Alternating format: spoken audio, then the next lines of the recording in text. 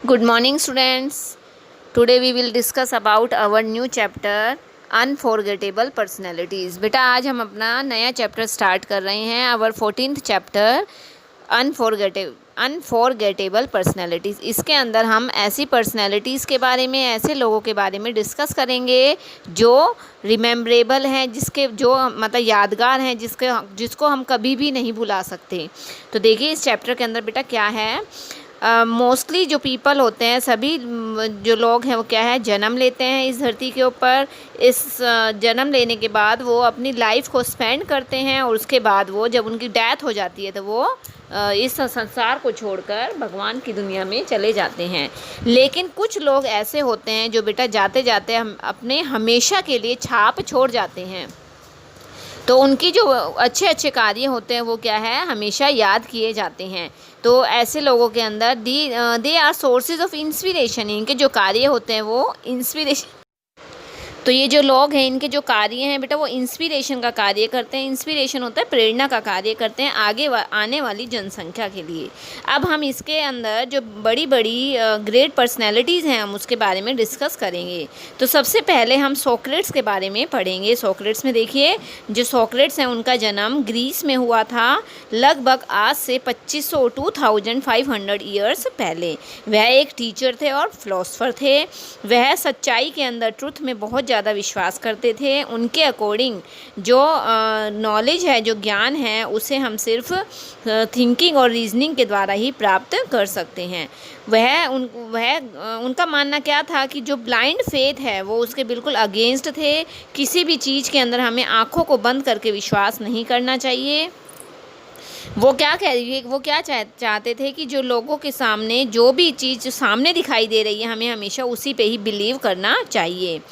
वह कहते हैं कि जो अनएग्जामिन लाइफ है is not worth living and no man does evil knowingly. वो क्या कहते हैं कि ऐसा जीवन हमारे लिए व्यर्थ है जिसके अंदर हम अपना कुछ अच्छा कार्य न कर सकें। वह लोगों को अपने ट्रुथ के बारे में, आज़ादी के बारे में, थिंकिंग के बारे में लोगों को उपदेश देते थे, शिक्षा देते थे। Many powerful and rich people, लेकिन जो ग्रीस के बहुत सारे पावरफुल और रिच लोग, जो अमीर लोग थे, वो क्या है, उनके आइडियाज़ से खुश नहीं थे। वो क्या कहते थे, वो हमेशा उनकी निंदा करते थे। और वो क्या कहते थे कि जो उनके जो विचार हैं वो जो यंग पीपल हैं, यंग जो लोग हैं, उन्हें वो मिसगाइड कर रहे हैं। वो सोक्रेट से क्या कहते थे कि आप अपने आइडियाज़ को बंद कर दो, अपने आइडियाज़ को ख़त्म कर दो। लेकिन सोक्रेट्स इसके लिए तैयार नहीं हुए। वो क्या कहते हैं, उन्हें मृत्यु से डर नहीं लगता था, तो उसके लिए उन्हें क्या है, पनिशमेंट दी गई। और पनिशमेंट के लिए उन्हें उस समय बेटा एक हेमलॉक नाम का एक पॉइज़न आता था, वो उन्हें पीने के लिए कहा गया। लेकिन जो ये थे सोक्रेट थे, वो क्या है, सत्य के पुजारी थे। वो कभी किसी चीज़ से नहीं डरते थे। और तो उन्होंने क्या है, खुशी खुशी हेमलॉक को पी लिया और उनकी डेथ हो गई। लेकिन उनके जो प्यूपिल यानी प्लेटो था वो क्या था, उनका एक बहुत ही बड़ा शिष्य था। और उन्होंने उनकी डेथ के बाद प्लूटो ने उनकी सारी शिक्षा को आगे तक कंटिन्यू रखा, उनके सारे आइडियाज़ को वो आगे तक लेकर गए। आगे नेक्स्ट आता है आपका, नेक्स्ट है बेटा इब्राहिम लिंकन। अब देखिए इब्राहिम लिंकन के बारे में देखिए। जो इब्राहिम लिंकन थे वो, उनका जन्म यूएसए में हुआ था 1809 में। वो बहुत ही गरीब परिवार से बिलोंग करते थे। गरीबी की वजह से क्या है, उसके जो पिता थे वो एक मज़दूर का कार्य करते थे। उन्होंने फॉर्मल एजुकेशन के लिए भी उनके पास पैसे नहीं थे। इसीलिए उनकी जो मदर थी वो मदर ने उन्हें घर में ही पढ़ना और लिखना सिखाया था। कई बार वो अपने दोस्तों की बुक्स को उधार ले आते थे और उन्हें रीड करते थे। इतनी सारी मुश्किलों के बावजूद भी वो क्या है, एक बहुत ही अच्छे लॉयर बन गए थे। इन दोज डेज, उस समय क्या था बेटा, जो स्लेवरी थी, जो दास्ता थी, वो यूएसए के अंदर चारों तरफ फैली हुई थी। और जो निग्रोज थे, निग्रोज देखो बेटा क्या होता है, निग्रो काले लोग होते हैं जो अफ्रीका के लोग होते हैं, उन्हें यूएसए में लेकर आया जाता था और उनसे क्या है, दास यानी कि उनसे सर्वेंट वाला कार्य कराया जाता था।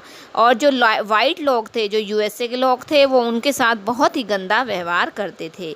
लेकिन जो लिंकन थे उनसे ये सब कुछ बर्दाश्त नहीं होता था। उन्होंने इसके अगेंस्ट एक लड़ाई छेड़ दी। वो पॉलिटिक्स से जुड़ गए थे और 1860 में 1860 में उन्हें यूएसए का प्रेसिडेंट नियुक्त किया गया। लेकिन जो नॉर्दर्न स्टेट्स थे वो तो इसके अगेंस्ट थे, और जो साउथ के स्टेट्स थे वो उन्हें सपोर्ट कर रहे थे। तो इसका रिज़ल्ट क्या हुआ कि इन सभी नॉर्थ वालों के बीच में और साउथ वालों के बीच में एक लड़ाई छिड़ गई, और ये जो लड़ाई थी वो 4 साल तक चली। लगातार 4 साल तक इनके बीच में लड़ाई छिड़ गई, और जो नॉर्थ स्टेट्स थे वो जीत गए थे। जो लिंकन था उन्होंने क्या है, दासता को ख़त्म कर दिया था, और जितने भी स्लेव थे, जितने भी दास थे, उन सभी को आज़ाद कर दिया। और इस प्रकार से जो सदर्न स्टेट्स थे वो उनके इस कार्य से खुश नहीं थे, लेकिन लिंकन ने अपने देश को, यूएसए को दासता से मुक्त करवा दिया था। फिर भी जो साउथ स्टेट थे उनके जो सपोर्टर थे उनमें से एक व्यक्ति ने लिंकन को गोली मार दी और उनकी हत्या कर दी थी। तो ये था बेटा अब्राहम लिंकन का। नेक्स्ट आता है बेटा महात्मा गांधी। अब देखिए महात्मा गांधी के बारे में देखिए। जो महात्मा गांधी थे उनका वास्तविक नाम मोहनदास करमचंद गांधी था, और जो महात्मा नाम था वो उन्हें रविंद्रनाथ टैगोर की तरफ से दिया गया था। जो गांधी जी थे उनका जन्म 2 अक्टूबर 1869 में पोरबंदर गुजरात में हुआ था। अपनी फॉर्मल एजुकेशन पूरी करने के बाद वो इंग्लैंड चले गए थे कानूनी पढ़ाई करने के लिए। जब उनकी पढ़ाई पूरी हो गई तो वो साउथ अफ्रीका चले गए अपनी प्रैक्टिस करने के लिए। लेकिन उस समय साउथ अफ्रीका में जब वह गए तो उस समय वहाँ पर अंग्रेज़ों का शासन चल रहा था। जो वाइट लोग थे वो ब्लैक लोगों के साथ बहुत ही गंदा व्यवहार करते थे। गांधी जी ने इसके अगेंस्ट लड़ाई लड़ने के लिए का फैसला कर लिया, और उन्होंने इसके लिए सच्चाई और अहिंसा, ट्रुथ एंड नॉन वायलेंस, इन दोनों का रास्ता अपनाया। वो क्या चाहते थे कि सच्चाई के मार्ग पर चलते हुए बिना किसी लड़ाई के हमें इस लड़ाई को जीतना है। और इसके लिए उन्होंने साउथ अफ्रीका के अंदर अपने जीवन के 20 साल वो साउथ अफ्रीका के अंदर ही बिताए, और वो वहाँ पर क्या है, जो रंग भेदभाव था उसके लिए अगेंस्ट लड़ाई लड़ते रहे। अब जब गांधी जी भारत वापस आए तो उन्होंने भारत में आकर क्या देखा कि भारत के जो लोग थे वो अंग्रेज़ों के गुलाम थे। जो अंग्रेज़ थे वो भारतीयों के साथ बहुत ही गंदा, जानवरों जैसा सलूक कर रहे थे। तो इसके लिए उन्होंने अब पहले तो वो साउथ अफ्रीका में लोगों को चंगुल से मुक्त करवा कर आए थे। अब वो भारत आकर भी उन्होंने यही स्थिति देखी तो उनका मन बहुत ज़्यादा ख़राब हो गया, और उन्होंने भारत के लोगों को भी अंग्रेज़ों से मुक्त करवाने की ठान ली। इसके लिए उन्होंने सत्याग्रह का मार्ग अपनाया, क्योंकि वो ट्रूथ और नॉन वायलेंस को ज़्यादा अहमियत देते थे। इसके लिए उन्होंने बहुत सारे मूवमेंट्स यानी कि बहुत सारी लड़ाई लड़ी, बहुत सारे मूवमेंट्स लॉन्च किए, जिसमें नॉन कोऑपरेशन मूवमेंट जो 1920 में आया, सिविल डिसओबीडियंस मूवमेंट जो 1930 में आया, और क्विट इंडिया मूवमेंट जो 1942 में आया। इसके बाद महात्मा गांधी को अरेस्ट कर लिया गया, उन्हें पकड़ लिया गया और उन्हें बहुत लंबे समय तक जेल के अंदर बंद रखा। लेकिन फिर भी उन्होंने अपने मिशन को अधूरा नहीं छोड़ा। जब वो जेल से छूट कर वापस आए तो उनके साथ बहुत सारे लोग उनके साथ शामिल हो गए थे, और उनकी अथक प्रयास के द्वारा अंत में जो हमारा भारत था वो 15 अगस्त 1947 को अंग्रेज़ों के चंगुल से आज़ाद हो गया, मुक्त हो गया। और इसके लिए उन्होंने फ्रीडम स्ट्रगल, गांधी जी ने हिंदू मुस्लिम यूनिटी के लिए बहुत अधिक गहरा कार्य किया। His efforts to bring backward caste, और इसके लिए उनका जो एफर्ट्स थे, उनके जो कार्य थे वो अनफॉरगेटेबल हैं, वो हम उन्हें नहीं भुला सकते। लेकिन अंत में 30 जनवरी 1948 को नाथूराम गोडसे ने उन्हें गोली मार दी और उनकी वहीं पर ही मृत्यु हो गई। मरते समय उनके मुंह से अंत में जो शब्द निकले वो थे, हे राम। और इसके बाद गांधी जी को फादर ऑफ नेशन के नाम से जाना जाने लगा। तो ये था बेटा महात्मा गांधी का। नेक्स्ट आपका आता है बेटा कार्ल मार्क्स का। देखिए जो कार्ल मार्क्स थे वो उनका जन्म जर्मनी में हुआ था 1818 में, और उन्होंने लॉ, फिलॉसफी, हिस्ट्री और पॉलिटिक्स की पढ़ाई पढ़ी थी। दिस वाज उस समय इंडस्ट्रियल रिवॉल्यूशन का पीरियड समय चल रहा था यूरोप में, और जो गोरे लोग थे, जो यूरोप के लोग थे, वो क्या है, ज़्यादा से ज़्यादा मुनाफा कमाना चाहते थे।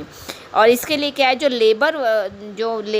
लेबर थे, जो मज़दूर थे, उनसे क्या है बहुत अधिक मेहनत कराई जाती थी, लेकिन उन्हें उनका मेहनताना यानी कि उन्हें उनके पैसे नहीं दिए जाते थे। उनसे सारा दिन काम कराते थे और रात को उन्हें पैसे भी नहीं देते थे और उन्हें खाने के लिए भोजन भी नहीं देते थे।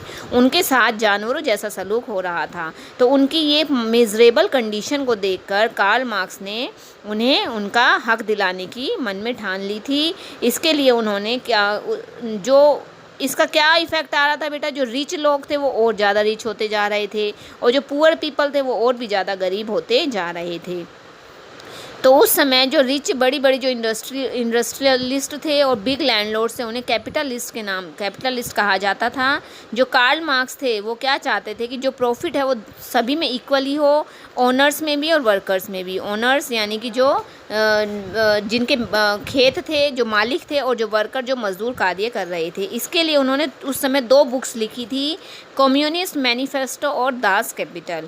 और उन्होंने क्या किया कि उन्होंने सारे वर्कर्स को इकट्ठा किया और उन्हें समझाया कि आप लोगों को अपने हक के लिए लड़ाई लड़नी चाहिए। और जितने भी वर्कर्स थे उनका वो क्या है सारे इकट्ठे हो गए, लेकिन उस समय वहाँ पर क्या अंगोरे लोगों ने वर्कर्स को क्रश कर दिया, उनके रिवॉल्यूशन को क्रश कर दिया। और जो कार्ल मार्क्स थे वो इंग्लैंड आ गए थे, लेकिन उनका जो आइडिया था वो ख़त्म नहीं हुआ था। उनके आइडिया को लेनिन ने आगे तक बढ़ाया और वो अंत में उन्होंने जो वर्कर्स थे उन्हें इक्वेलिटी का मौका दिया गया, उन्हें अंग्रेज़ों के चंगुल से मुक्त कराकर उन्हें समानता का अधिकार प्रदान किया गया।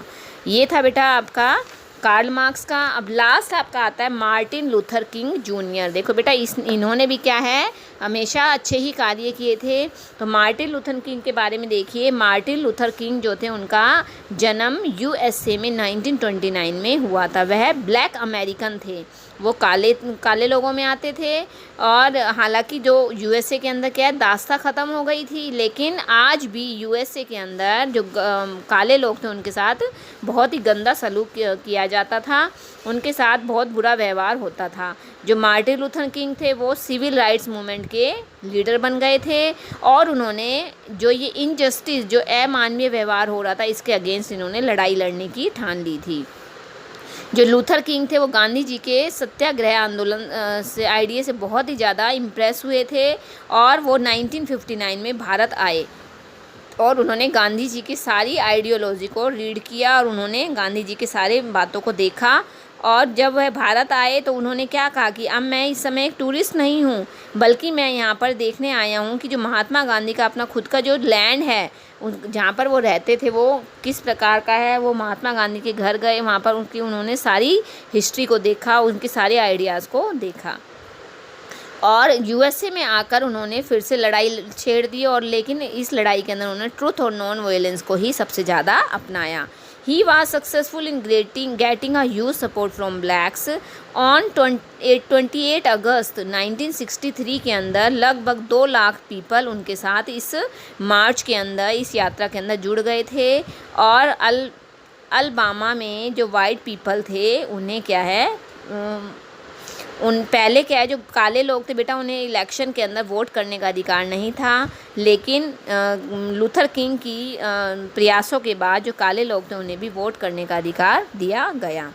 और जो मार्टिन लूथर किंग थे उन्होंने लगातार अपने प्रयासों को जारी रखा और अंत में उन्होंने क्या है काले लोगों को उनके सारे राइट्स वापस दिलवा दिए थे। लेकिन 1968 में उन्हें भी गोली मारकर उनकी हत्या कर दी गई थी। वो मर जरूर गए थे लेकिन उनकी जितने भी कार्य थे वो आज भी याद किए जाते हैं। और 1964 में उन्हें नोबेल प्राइज़ से भी सम्मानित किया गया था।